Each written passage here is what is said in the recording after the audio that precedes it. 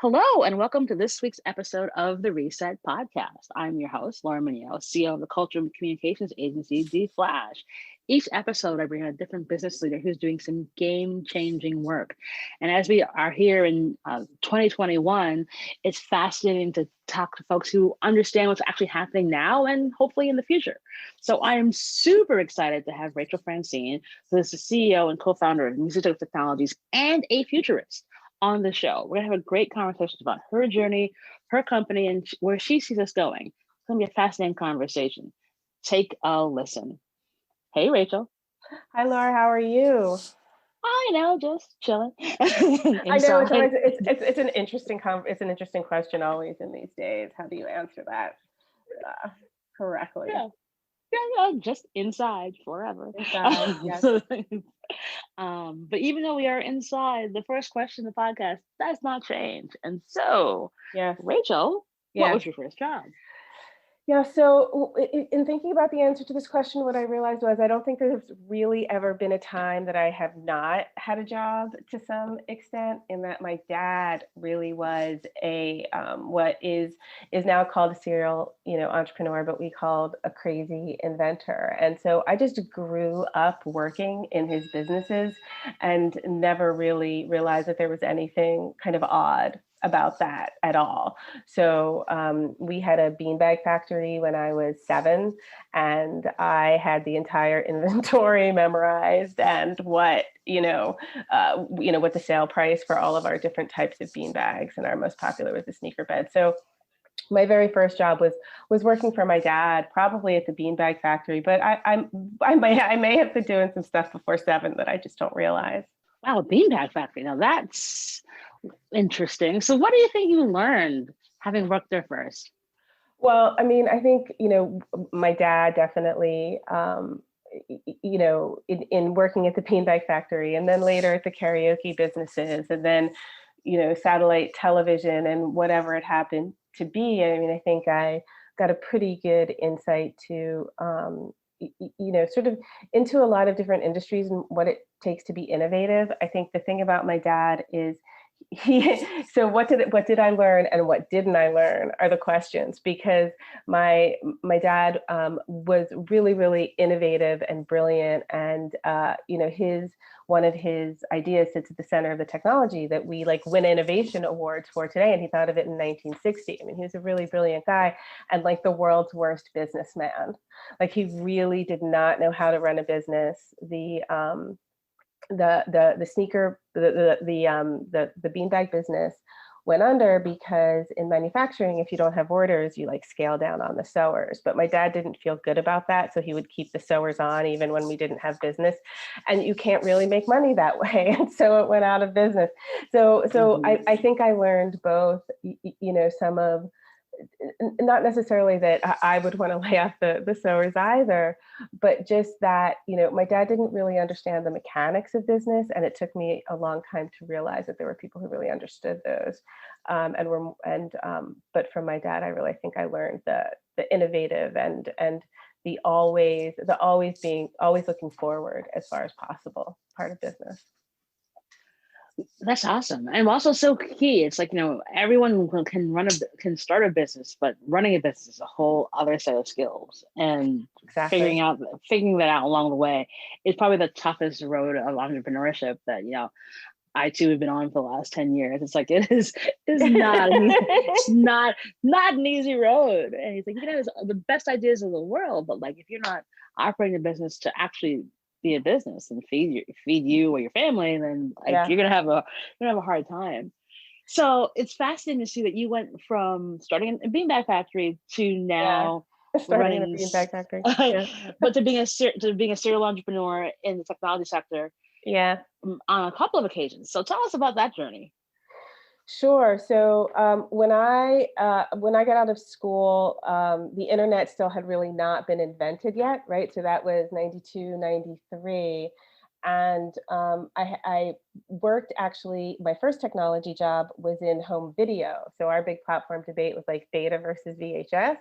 And I worked in this really great video store that that specialized in art films and foreign films and gay films and all of these kinds of things. And I got to write for their publications. And it was another case where I think that, all of that learning from my dad and just being in businesses and just being like, oh, look, there's a problem over there. Let me go figure out how to fix that. Or there's a problem over there. Let me go figure out how to fix that. The way that I grew up, they really let me do that in this business. And it was really great, and got to write a lot, and it was fantastic, and start to work with computers. And then I moved to Nashville just around the time that the regular sort of new internet was burgeoning and becoming the first kind of commercial web, launched in 96. And web browser, excuse me, the first commercial web browser launched in 96. And that was the year that I started this company called City Search, which was an online city guide company. And I was an editor there. And again, just like this incredible opportunity where there was this big white canvas and you got to just fill it in. And that was really the start of my journey in technology that then continued on to there. And I'm happy to talk about it more, but I'll pause for a second to let you ask a question if you would like about any of that. Oh, there's so much. Yeah, I mean, I think just go on. Just go on. Okay. I mean, I sometimes just like to make sure, giving people No an worries. opportunity. So at City Search, it was a great job, and what my job was to write. It was essentially to blog about Nashville. And I did like theater and movies and all of these kinds of things. I thought it was the best job ever in the entire world, except for I did love my job at the video store as well. I thought the only job that would be better was the folks who came in and actually hired the people in each city, because back then in the mid 90s, you didn't have all of the sort of web-based tools that you have now. And so when we set up a new internet site in a new city, we actually had to go to that city.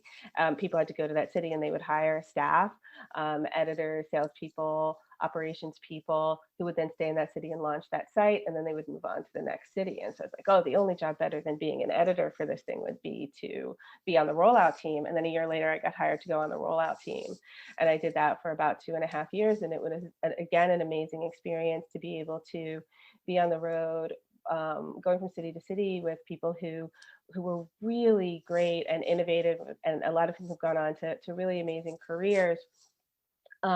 Sort of, I call it like laying the tracks of the internet. Like, in addition to launching all of these city guide sites, a lot of us worked on rolling out things like cars.com and apartments.com, and again gave you this really nice insight into all different kinds of departments, and why when you're working, different departments are so important. Like, you know what I mean? Like at one point, I had asked for a raise, and as part of that, they wanted me to really understand operations. They were kind of grooming me for management, and so I had to go in and do an operational role as I used to do sort of a more editorial role, and it really gave me a great appreciation for how, not only how ops works, but what about it is satisfying, what the people who work in it work as in operations, which for me can seem repetitive, like what kind of satisfaction they get out of their job. And I think in some ways that's made me a better leader in some ways, I think, because I can really see what would make somebody passionate about a lot of Both sides of it, yeah. Organizations. Yeah. And so that's interesting, because I think, it's early tech days. There are not a ton of women in leadership roles. What was that like?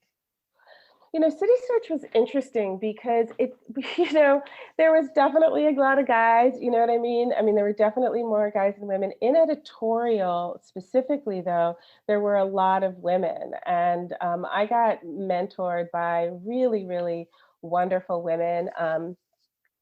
Who hired me for the position, and also really great men in that thing. And so, it definitely was those kind of days, that was a little different than today, where things were a little bit,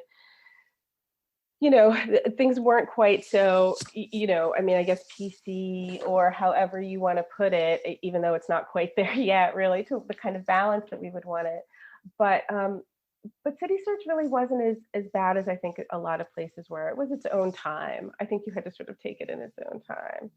But it is also the reason, honestly, that I ended up getting out of technology a little bit, not City Search in particular, but just there is overall in technology. And I think there is still this sense, and I hope it's changing some, that you really have to always like come big, come strong. You always got to crush it. Everything's always got to be positive. And it can be really challenging to be that way all the time. I think people who tend more feminine don't, we tend to want to also say, but this was hard and that was hard, and it doesn't always come off the right way in that in that In that boys club. sphere. Yeah, Yeah, it really is. I mean, it's part of the reason why this podcast exists. yeah. Because I was really annoyed seeing all these business podcasts and all these guys were being bombastic about how they're crushing it. And it's like, that is just not true. Like, Yeah, that's not how this world works.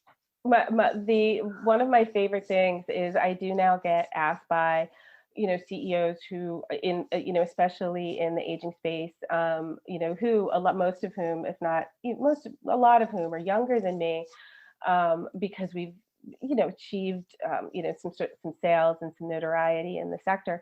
They'll ask to talk to me about certain things. I'm always like, yeah. And the thing that always amazes me is, especially when I talk to younger male entrepreneurs, is like, so very quickly with a young female entrepreneur, there'll be an equilibrium where there'll be sort of an openness about it, even kind of emotionally, of what you're talking about. But when I do that with young male entrepreneurs, when I talk to them and I say, yeah, man, that part of raising money was hard, or, this is sometimes a challenge with hiring, or this is something, it's not that I haven't had male entrepreneurs talk to me that way, but you don't really get it that much. And so these young guys, they kind of look at me with doe eyes, because I think that most of the time when they're having conversations, it is with other male CEOs, and they are saying, yeah, we're crushing it and things are going great, and all that. And you can be crushing it, but it doesn't mean that there aren't 1,000 things under crushing it that are still hard and challenging and require a lot of, work, effort, and innovation. Yeah, and I think that's the thing. I think that the mythology that's been made, and I want to say in the last 10 years or so, is that by being loud and bombastic and, being the loudest voice on social media, like that's how you get to success. Or like having those like key parties, whatever it might be, Yeah. versus, it still requires effort. It requires skill. And there's those who fall in because of who they know. Well, that's going to be a certain percentage of that. But if you really want to be successful, you gotta do the work. Like, I saw a really great tweet over the weekend from someone who's at Netflix who's just amazing. And she was like, not everyone needs to have a brand on social media. The first thing you gotta do is do the work. Right. And considering it's coming from her, who she's a young, up and coming, just fantastic representative of Netflix, and she's not loud on social media. She just does what she needs to do, and when she comes on, it's her authentic self. But like, she's doing her work, and I think the one thing that may come out of us being stuck at home is that, like, you can't do all the flexing you used to be able to do. Like, I'm at this party, I'm on this person's yacht, I'm flying private with this person, going to this person's private island. Like, you kind of have to, you're at home. And if you are sort of flexing out there, people are rolling their eyes at you, like that you're not paying attention to the fact that there are people who are dying right now. So it's fascinating. Well, yeah, too. And I think the other thing is the math isn't really on the side of that, right? Like, Exactly. the media and the cover of whatever blog and or magazine is now the version of Wired or Fast Company, is the idea that those are the exceptions to the rules. And what's really interesting is when you start digging down into the numbers, the fact is, and I was lucky enough and I will totally, I'm gonna name check this. I got to speak at the UN about this, right? Is the fact that even though the popular image of a very successful technology CEO is either in their late 20s, early 30s, probably male and probably white, the fact of the matter is most successful, right, when judged by rate of growth of revenue and of hiring, the most successful CEOs actually started their companies at 45. And there's also just a ton of information about how women in general are better bets when it comes to investing money. So it's something like for every dollar invested in a male-led company, an investor will get back something around 23 to 28 cents. For every dollar invested in a female-led company, they're going to get back in the like 74, 75 cents, somewhere around there. So the popular myth that you can be young and methodically build tons of great companies is just not true. Well, that's the thing. It's like if you stick on the cover of Fast Company all these young people, stick on the cover of Forbes all these young people who are the outliers versus folks like you, they think that glorifying youth will sell more magazines versus actually glorifying people who are doing the work, because like that will get people to like get their heads down and do the work. That's the thing that will get people to actually pay more attention. Right. And like I said, I'm hopeful for that change. And I do think that VCs do like invest, I mean, it's exciting to invest in people who are young and talking about big things, and not people who are maybe like, look, so we know there's going to be challenges along the way. You know what I mean? We might be a little more cautious in our pitches, and that might work against us. Yeah, I mean, so for you, what's been the fundraising journey like? Because I know that you've Yeah. been successful raising money on a couple of different occasions. Yeah. What was that journey? Here's the thing is actually, I almost don't like to tell my fundraising story to people because it's so unusual, but I think it points really to what it takes to be a good investor, more than potentially what it takes to be a good fundraiser. We have a angel investor who invested in the company, who we met actually through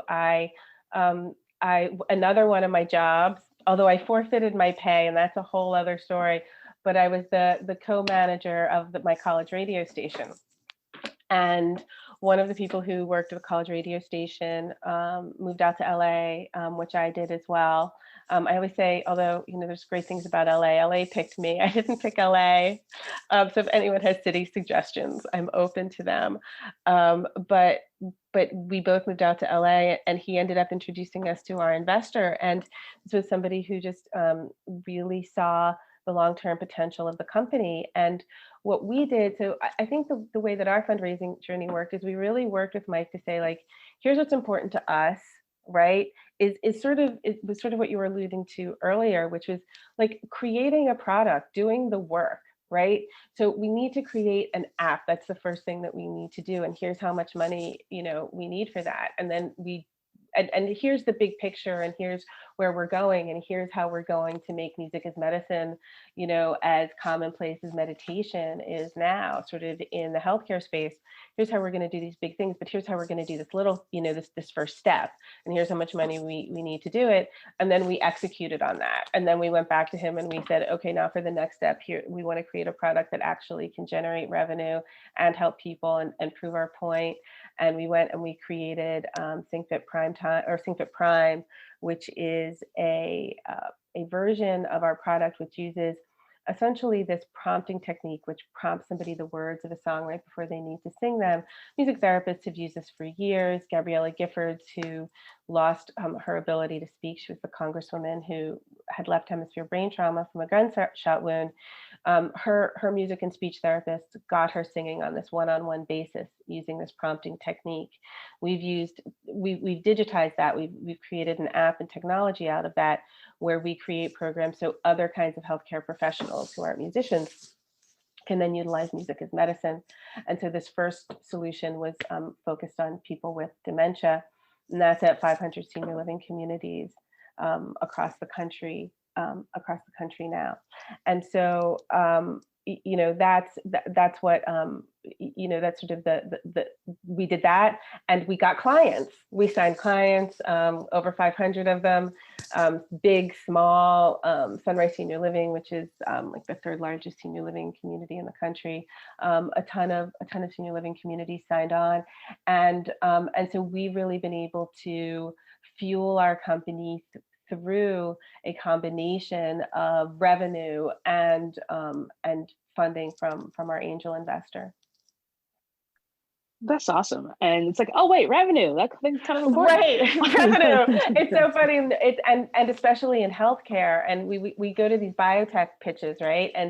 And we'll be like, so we make this much revenue, and the judges will sit there and they'll look at each other and they'll be like, yeah, we don't really know how to judge a company that makes revenue, because in biotechnology, like, it takes you 6-7 years even to like get to the product stage, right? Because you're doing all of this research. But I really believe that, and the science backs me up, that when you sing and active music making and all of this kind of stuff, it affects our biology, it affects our neurology, and in ways similar to both biotech and pharmaceuticals. So these are the sectors that we play in, because it is, hopefully it's fun some of the time, right? So as we talk about that, it's work and it's hard and you got to do it, but the point is really, in creating something new and creating a better world and better health and for people. And certainly, during the pandemic, we've really seen how people turn to music to self-medicate in dozens of ways. Yeah, I was going to ask you about that, because I would imagine that, like, one of the things that's happened, as a result of this pandemic, is that people can't sleep and they can't focus. Yeah. So have you seen a rise in people utilizing the product because of this? Well, our products are very focused right now, and so it's not that there aren't wider people using it for a wider use. We use it specifically with people who have dementia, Parkinson's, and other kinds. So we have programs that actually train other kinds of healthcare professionals how to use this. What we do have now is we're also in pilot stage of our caregiver version, which means that love economy caregivers. So sons, daughters, husbands, wives, the people with cognitive decline or who are socially isolated and older due to COVID will be able to use SingFit, and that's going to be able to come out a little bit later in the year. But if people are interested in participating in pilots for that, they can email us at info@singfit.com. So if you're a caregiver for somebody with dementia, or a speech therapist, or an occupational therapist, contact us as well, because we're doing lots and lots of pilots.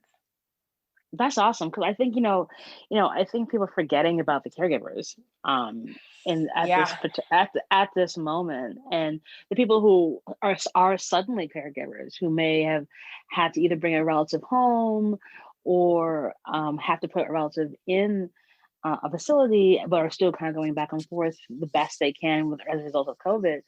And anything that can be done to sort of, again, help those folks is so very imperative. And where do you guys see SingFit going next? Like world domination, I hope? Total world domination. I mean, that is the funny thing about having a dad who really was a big thinker. I should have conquered healthcare by now and be on to other things within using SingFit in different ways to solve world peace, which he really, really, truly believed it could do. Because singing is one of the few things that actually gets into the amygdala, which is the part of the brain where we keep a lot of that sort of generational scarring. Right. And how do we actually, kind of come together and create a better world? And my dad did truly believe that singing from a physiological level could help do that. So total world domination, as you can see, is on the plate. For me, I really see SingFit as a life cycle product. something that people will be able to use their entire life. Singing is really our first healthcare tool that we're ever introduced to as children, and it's something that can even serve us in hospice, and as we're and as we're passing, because as we see, that's something that happens. All of that stuff is getting a little bit more clear with the pandemic. Yeah, there is this history of what singing does and how singing can save people. I mean, as someone who studied American history, it's like that's what slaves did, Hmm. especially when they were on plantations or on their way traveling via the Underground Railroad. And so, there is this thing that unites people around song throughout generations. And so it's fascinating to see and utilizing technology, because I think one of the things that I was so fascinated about is that, like, acknowledging the fact that the country's getting older, Right. uh, and that we're getting into the pancake generations, whereby you've got older parents still have kids, and the people who are in the middle of that Hmm. need as much help and support as possible, and acknowledging that, yeah, some people are gonna get dementia, some people are gonna get Alzheimer's, and it's heartbreaking. But the more that we can build technologies to help, it makes it better for everybody else. Yeah. Well, I mean, there's, and I think yeah, 100%. And it's an interesting field, the aging field. I used to be the chapter ambassador for this organization that still exists called Aging 2.0, and in Los Angeles. And I'd say, the challenge of being in Los Angeles is some of the most creative people in the world come here to work, and they end up, no disrespect, I guess, to Kardashian fans intended, but they end up working on Kardashian apps. And is that really the way to be, to use our best and brightest minds, in all of this? And so, there's so much that can be done. And here's the thing is, like, nobody wants to think about this in their nobody thinks about this at all, until their 30s. And then by your 30s and your 40s, you don't want to think about it. And then by your 50s, you're sort of starting to think about it. And then, especially as your parents age, you think about it more and more. But everybody gets old. And yes, and there's a conference called Endwell that I think has a really, lovely sort of take on this, which is, especially in Western cultures, or let's just say America, we don't really have good traditions around aging and passing and celebrating life and all of this kind of stuff in the same way that other cultures do.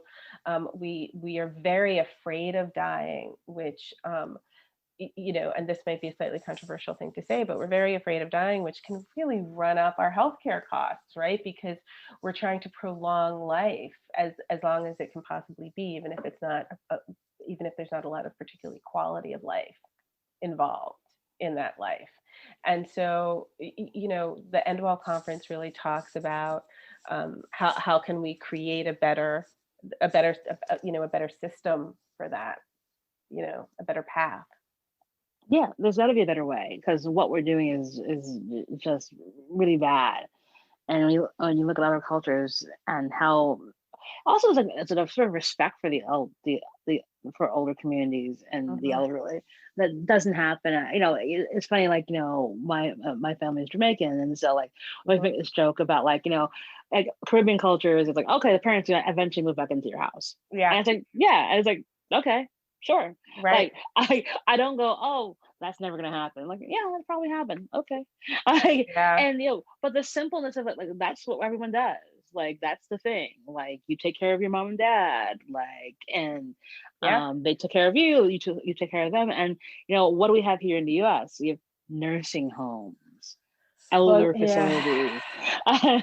Yeah. um, and that's not that don't folks don't obviously need, like, sometimes lots of healthcare issues that have come up and arisen, but, like, that same full circleness of what you were saying about, like, from birth to death, like, honoring those family values, is not the thing that is uniquely American. And as a result of that, yeah, that's where your healthcare costs come from. Yeah, I mean, and so how do we deal with it? Because we are American too, so like we're not going to change Yeah. overnight. But I think what's really interesting is that you do have the boomers, right? They're the ones, right? They're retiring now, and they've changed, right? They were the hippies, they were the yuppies, and now they're aging. So hopefully they will be able to use that force for good in creating changes in aging. Um, since they changed sort of what it meant to be teenagers and what it meant to be 30 somethings, them No, absolutely. change the retirement, hopefully, right? I mean, there's got to be better, there's got to be different models, right? And I think that people are looking at that, hopefully. Yeah, it's like put the money into figuring this stuff out now, not 10 years from now. Like, Well, well, and sorry, I didn't interrupt. That's how future studies works, right? Is one of the difference between, and I'll always get futures in somewhere, but one of the difference between sort of strategic planning and future studies is just what you noted there, which is you really very rarely look at less than a 10-year time horizon, because it takes that long to change the legislation. It takes that long to create social change. It takes that long, to create, sort of the sort of entertainment and the sort of image of the future, right? What is aging going to look like in 2 years? You can't really do it in these sort of 2 or 3 year increments, but you can start planning in a 10-year increment to create a preferable future. So it's just people having the will to do that, and there's so many just people invested in doing things in sort of old school ways. So to figure out how to change that one. it's necessary. Just do it. Like, Yeah, also, do it like all. it's Well, and that's, I mean, and it's so funny because I mean, it is to some extent, it is what we're trying to do. And it's I was really lucky. I got to study with this woman, Hazel Henderson, who is sort of pretty much invented social impact investing oh in her wow. own way. She's in her late 80s now. She still is like advising all kinds of campaigns and changing the economies of countries, and she's really fantastic. And we talk all the time about that this is the change that's necessary. And also this is, I think, where women come in to, let's say, the feminine comes into the picture. And one of the things I talk about when I go out and talk about future studies or different things is this idea of um, you know, sort of single bottom line economics versus triple or quadruple bottom line economics, and the idea that we've been living so long in a single bottom line world where you're judged on your GDP, right, your gross domestic product, but that gross domestic product also includes like what you're spending on cancer and what you're spending on cleaning up car crashes and divorce and all of this kind of stuff. So just having a big economy doesn't really mean anything, but the way that we measure it means that different companies or organizations get, or countries get, an inflated sense of success, right? Whereas triple bottom line economics looks at the financial, the social, and the environmental. I also sometimes look at the sorry, something just dinged, of course, on No a worries. podcast. It happens. No worries. As we also look at the transformational, how fast can we change things? But I think that the part of this that connects to women is the idea that we have, because this is getting very specific, but we produce more oxytocin, right? We're really driven by oxytocin, which is the sort of love hormone, right? And it's what creates trust and empathy. And the world has been kind of, the economic world has been kind of driven in sort of a single bottom line testosterone factor for a long time now. And if we can get it more oxytocin driven, be that with a collection of women and men, I think we'll be more on the route that you and I are talking about. And I think that's really the thing to do, and keep those things in mind and realize that, like, not all growth is good, right? You don't want to be big just for big sake. You want people to have better lives. Well, that's the whole thing. It's like, rising tides lift all the boats as opposed to one boat shooting ahead and then they're all by themselves, and then come crashing down. Exactly. I've never really understood that. And it's what causes these bubbles too, right? And we were talking earlier about how, things get invested in startups, right? And a lot of it's just kind of these bets. People are making really, really big bets instead of making sound bets, right? Because everybody wants that 10K, 50K return, right? The 50K return, right? The big return. But, it's not that you're not going to make big returns, but you're going to have those returns measured in different ways, right? If companies were being measured by, okay, yes, you're making this much money and you're able to increase the quality of life of your clients by X much, right? You're able and in that way decrease their medical bills, right? Why shouldn't, you know what I mean? Those kinds of measurements would help us, I think, create better companies. Yeah, I mean, it's funny. It's like, when I talk to brands about culture, and I'm like, this is like, if you include more people, you will make smarter choices, which will lead to more money in your pocket.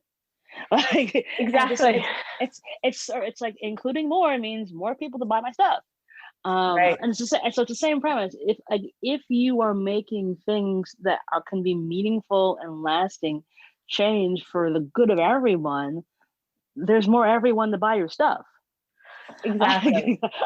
It's a really simple premise around it, and I think that's the same thing around technology. It's like, again, if you're making technology that can help everyone, like if you foundationally can make sure that kids are okay using technology, and if you can foundationally make sure that people who at middle life are okay, and and when they're in their later years, and if they're okay, if you're making technology sort of following that same path, then that gives you an opportunity for more people to buy your widget. So why wouldn't you do Right. it? Why wouldn't you do it? Yes. uh, but it's fascinating to see how folks can respond to this. But yeah, I mean, we could keep chatting about this forever.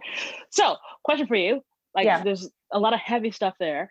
What in the world do you do for your self care to kind of come off of this? Yes. So, I will say there's two things, and because so many of the things that I used to do, I don't get to do anymore. I live in Koreatown in Los Angeles, and so the Korean spas were always a good self-care thing. Can't really do that Oh, love anymore. those.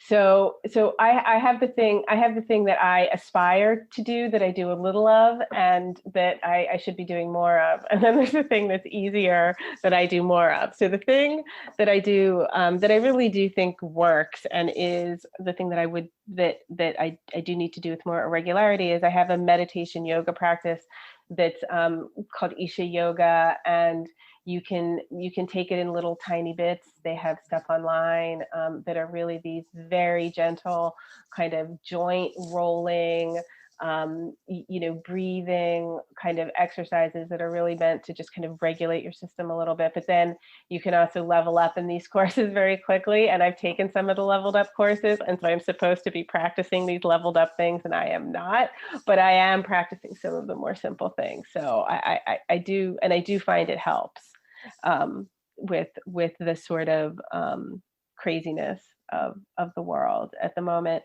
And then the other thing that I'm doing is, which I will admit, is all of these Zoom calls. I've gotten to 50, and I'm like now finally okay with my face. When, at 20, I was so critical of my face. But on Zoom, I seem to have these huge bags under my eyes that just bother me because I think I look tired.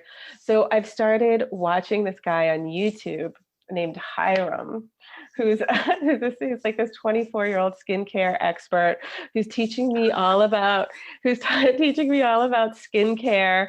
And I'm developing like a much more sort of, ladylike skincare routine where I'm really taking care of my skin and trying to get rid of the bags under my eyes. So that's what I'm doing. And do I feel indulgent when my Sephora order comes? Yes, 100%. I feel a little too indulgent about the whole thing. You know what? I am so with you on that. And you know what? do it. Yeah. I mean, like order Sephora, buy the thing on Sephora that you want to buy, not the thing that you should buy. Like this is the thing that Right. I've been saying. I've been telling folks. Like I had this epiphany over the middle of the summer um with the makeup that I wear, and for years I wore MAC makeup, and I was like, yeah, MAC Mhm. is fine. And I'd always wanted to like try Pat McGrath because like she's like the most famous makeup artist in the world. She works on every single model. It always looks stunning, but it's double the price of like any Right. other makeup out there. And then I was like, what am I waiting for? Like, Right. why would I not deprive myself? I have a little extra money because I'm not going anywhere. The cost of one Exactly. of these is like what, a drink or two that I'm no longer having because I'm home. Oh, why would I deprive myself of that? So he's like, you know what? I'm gonna buy this makeup. And Nice. one, it's incredible. I love it. I love it. I Oh, bought so really? much. Okay. Yeah, I highly recommend it for every shade. And but it's just like Nice. it's just a little thing for me. And so like, a little glee that I get when I get a package in the box that comes in like this beautiful packaging. Yeah. It just is my little bit of joy that we don't have anymore. Like the serendipity of like going to a Yeah. bar and like having someone like make you a drink, like going to the Korean spot. Like the first only time I've been to a Korean spot in LA, it was bananas and it was It's amazing. great, isn't it? I was like, what have I walked into with my girlfriends who are now, okay, everyone's naked. Okay, cool. Yeah. Like, all right, hi. And it was just a fun and awesome day. And it was not all planned. The plan was go to brunch. Right. But like, those things we don't have anymore. So whatever we can do to sort of bring us a smile and I know will make us feel good about ourselves. So, yoga, getting rid of the bags in your eyes, freaking do it. Yeah. Yeah, you um, are. It is true. The serendipity thing is so, the serendipity and the things to look forward to, I think, is so true. And how to work those into work and life, right? Like the serendipity of going to a conference and meeting somebody. We don't really have that as much anymore. But also, you're right. Like the serendipity of the kind of life stuff too, which which isn't happening as much. we don't have that anymore. So wherever we can Yeah. find those little comforts of joy, or you find this new show on Netflix and you just like binge it. Like I'm like telling everyone, binge Bridgerton on Netflix. It'll make you happy. Yes. I'm on a Netflix and Hulu fast at the moment because I feel like I had gone through like most of everything, and I was like, you know what, I'm just going to turn them off for a while and then come back to them later. Like I still have other things because I had to have CBS All Access for all the Star Trek stuff, but You're I Trekkie. Awesome. yes, yeah, admittedly. To the tune of like I watched the Star Trek Lower Decks, which is the new animated series too. It's Oh my pretty. god. It's but Awesome. I make no aspirations to knowing what others know of the show because that would be foolish. No, Um, I totally understand. I totally understand. yeah, Yeah. so I haven't seen those shows because I'm Yeah. waiting to turn them back on. So there's stuff because it was Oh, getting there's so late. much. There's really good stuff. Bridgerton is probably one of the best shows that Netflix has done. If Huh. only for the fact that here's the thing that I think that why lots of people love it is that it is such a trip from where we are right now. Like you get taken away to Yeah, like British Regency era where it's like the costumes, like they spared not a single penny in the sets, in the costumes, in the locations. Like everything is to a level of expensiveness, just like rich bitch stuff where you're like, go Shonda. right, right. She's just like, I'm doing it because I can, and it makes sense. Because if I'm going to do a show on Netflix, you've given me a budget. I'm going to use this budget. Yeah, But it plays again. I think that's why it became like a huge hit over the holiday break because we're all home, looking out the window, going, "Oh God, really?"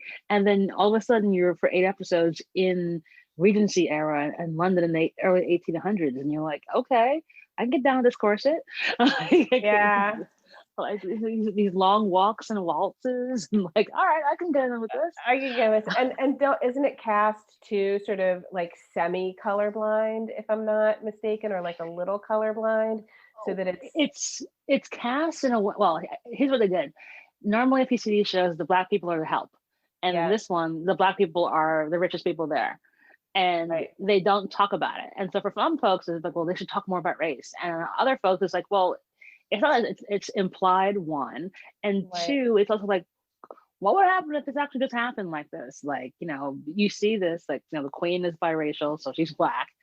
right.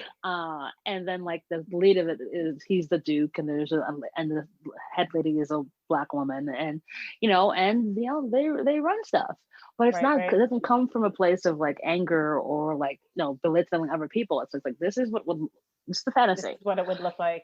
Right. So it's gotta, yeah, it's not historically accurate. They're not claiming, unfortunately, historical accuracy. Not at all. I mean, the only historical there is a belief that Queen Charlotte in the early 1800s was biracial. It's kind of hard to prove whether or not it's true, but like they take it and they run with it. And they ran with Uh, it. Yeah, I read that too. That's really interesting. so hey, like go for it. Why not? And Yeah. again, like we need escapism. It's why I still watch my soap operas, because like I need the escape. Like I don't want to see programs with people wearing masks. Like stop putting me back in COVID times. Like I want to watch stuff where it's just like there's the world the way it used to be. It's not weird. It's just like stuff is happening. Like let me have that escape. And so that's why I love all things television. Yeah. So, Well, that's why I stick mostly to sci-fi for that reason. Where I'm like, I just don't want to even like so I do some past stuff. I do some historical stuff that I talk about. But I mostly watch sci-fi because like I don't I don't want to deal with today problems. Even like if they're gonna deal with today problems, at least let them be set in the future where there's like robots and other problems too. exactly. Like let the robot solve that problem. It'll be Yeah. much better. Trust and believe. Yeah. Um, and last question for you. Yeah. Do you have a give and an ask of the audience? So my give is always the same, which is I really believe that we need sort of more women and more femininity and more feminine power, however a person of any gender may encompass that in in leadership. And if someone is starting a company, they really can reach out to me. I'm pretty easy to get to on LinkedIn if you find me there. And it's Rachel Francine, and send me a note to if you have questions. And I don't seem to I usually get a couple out of these things, so I don't seem to get overwhelmed yet. I might have to stop making that give at some point, and you might be my breaking point, Laura. So we'll see what happens after that from what I'm hearing. And my ask really is, we do have these pilots that are going.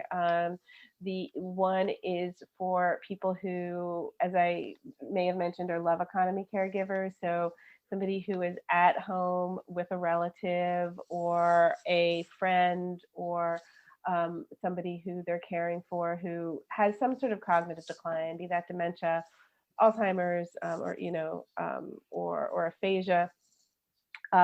We would love to hear from you at info@singfit.com and get you involved in the pilot. And then similarly, especially speech language pathologists and occupational therapists, we have other kind of pilots, but also new products coming out that we're going to be having some giveaways to the first few people buying it. So they should get in touch with us too to get early access to that. So that would be my give and my ask. Those are great ones. And we'll put all those details in the show notes so that folks can reach out. And I hope you get some great folks to connect with, and have some folks who will be able to be part of the pilots, because I'm sure, as I said, this topic is so necessary to continue the conversation about, and more people to be participate in it. So yeah, I mean, happy to share. Yeah, if you've never cared for somebody, especially, been a caregiver, especially somebody with dementia, it's a really, really challenging process. And we do really want to make sure that we're providing them with great tools. So the more people who can help us refine them, the better. Awesome. Well, All right. Rachel, it's been such a delight chatting with you. Oh my You gosh, and keep chatting. too. So much Because fun. I may or may not be a light Trekkie, so I'm just saying there's more if we could chat us to talk about too. So, Um, so then we should definitely talk because there's a lot going on right now. so much. So much. But Did yeah, you? So I'll end with this. Did you? So did you? If you haven't, did you see the Stacey Abrams Star Trek Roundtable? yes, I did. Okay, so we're on the same level here. Because I mean, it's kind of like how she's quirky and weird about the stuff that she likes, and you're like, wait, you're this big woman who does all this stuff, but like you like, Buffy and Star Trek. I'm like, yeah, Exactly. kind of the same boat. I'm down with anybody who knows what a trill is. So we're there. So it's We're great. there. All Awesome. right, all right, But Lauren. we It was will. great talking to you. Thanks so much, and that is our show.